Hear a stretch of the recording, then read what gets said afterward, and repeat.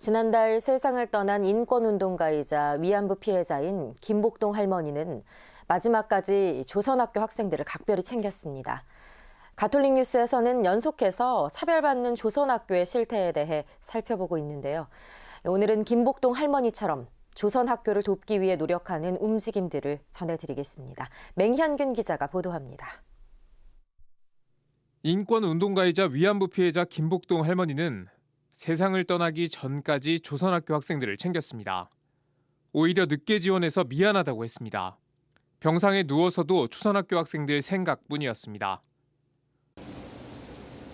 제일 교포들 힘내세요.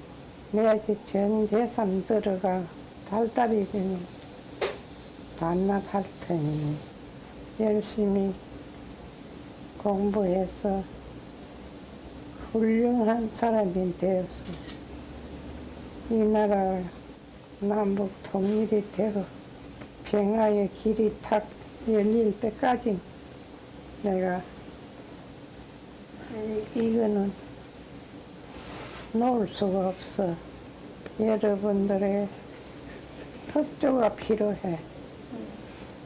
내만이 잘 살 수는 없어.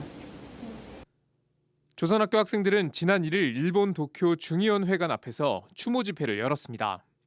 학생들은 할머니에게 고마운 마음을 전하며 일본 땅에서도 조선 사람으로 떳떳하게 사는 저희를 미소로 언제나 지켜봐달라고 했습니다. 조선학교를 지원하는 단체는 또 있습니다.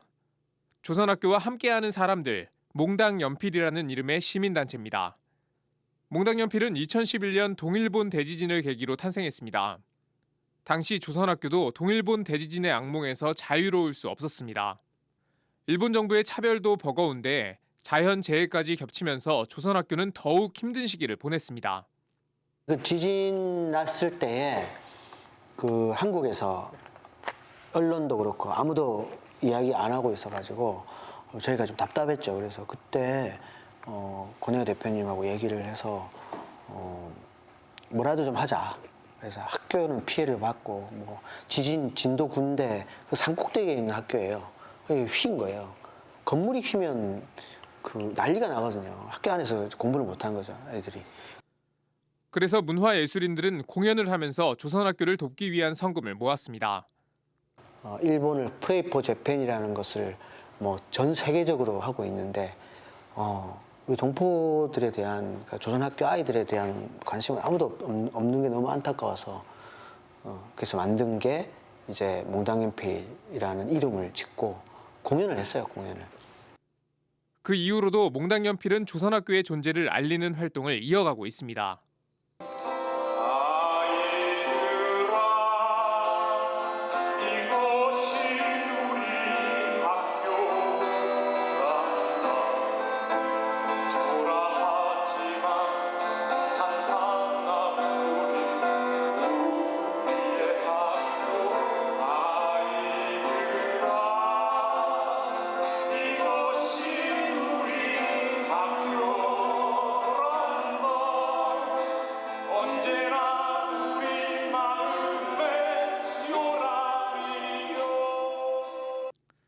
차별 속에서도 꿋꿋하게 공부하는 조선학교 학생들은 오히려 우리를 위로합니다.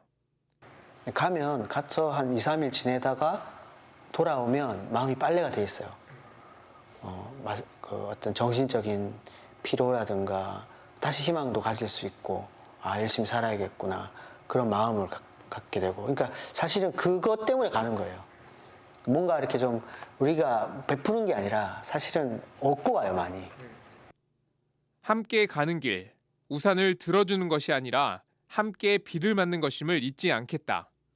몽당연필의 설립 취지입니다. CPBC 맹현균입니다.